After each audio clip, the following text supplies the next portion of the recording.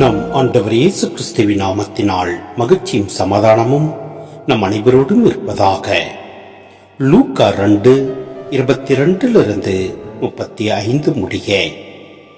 மோசேயின் சட்டப்படி தூய்மை சடங்கை நிறைவேற்ற வேண்டிய நாள் வந்தபோது குழந்தையை ஆண்டவருக்கு அர்ப்பணிக்க அவர்கள் எருசலேமுக்கு கொண்டு சென்றார்கள். ஏனெனில் ஆண் தலைப்பேறு அனைத்தும் ஆண்டவருக்கு அர்ப்பணிக்கப்படும் என்று அவருடைய திருச்சட்டத்தில் எழுதியுள்ளது. அச்சட்டத்தில் கூறியுள்ளவாறு 2 மாடப்புறாக்கள் அல்லது 2 புறா குஞ்சுகளை அவர்கள் பலியாக கொடுக்க வேண்டியிருந்தது. அப்போது எருசலேமில் சிமியோன் என்னும் ஒருவர் இருந்தார்.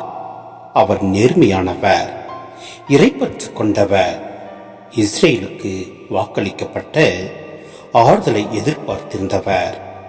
தூய ஆவியை அவர் பெற்றிருந்தார்.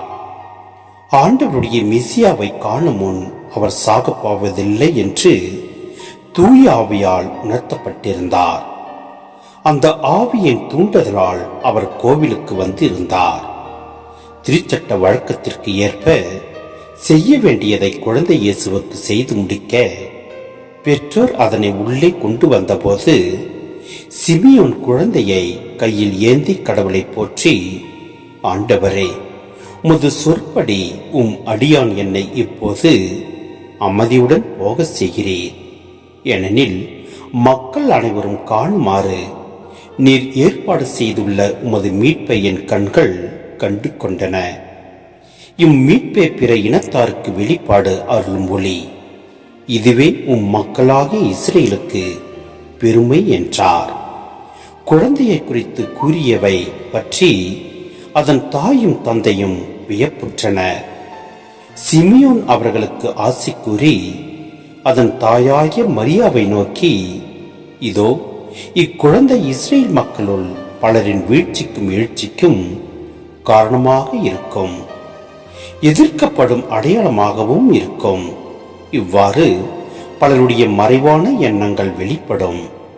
மது உள்ளத்தையும் ஒரு வாள் ஊடுருவி பாயும் என்றார். சிந்தனை: மோசேயின் சட்டப்படி குழந்தையை எருசலேமுக்கு கொண்டு சென்றார்கள். யூத சமய சட்டத்தை நிறைவேற்ற மரியாவும் யோசேப்பும் இயேசுவை கோவிலுக்கு கொண்டு செல்கின்றனர். தலைப்பேறு அனைத்தையும் எனக்கு அர்ப்பணம் செய் என்று விடுதலை பயணம் 13:2 இருக்கும் திருச்சட்டத்தையும் அவர்கள் நிறைவேற்றுகின்றனர். நேர்மையானவர், இறைப்பற்று கொண்டவர் சீமோன், இறைவாக்கினர் அன்னா இவ்விருவரும் மரியா யோசேப்பை போன்று இஸ்ரேலில் எஞ்சியுள்ளோர் குழுவை சார்ந்தவர்கள். இவர்கள் இறைவாக்கினர் சொற்களுக்கு கீழ்ப்பட்டு தாழ்மையிலும் பற்றுறுதியிலும் தம் வாழ்நாட்களை கழித்து வந்தனர். இவர்கள் மீது கடவுள் அருள் பாலித்து இவர்களுக்கு தம் மகனை கண்டு மகிழ்வுறும் பேற்றை அளிக்கின்றார்.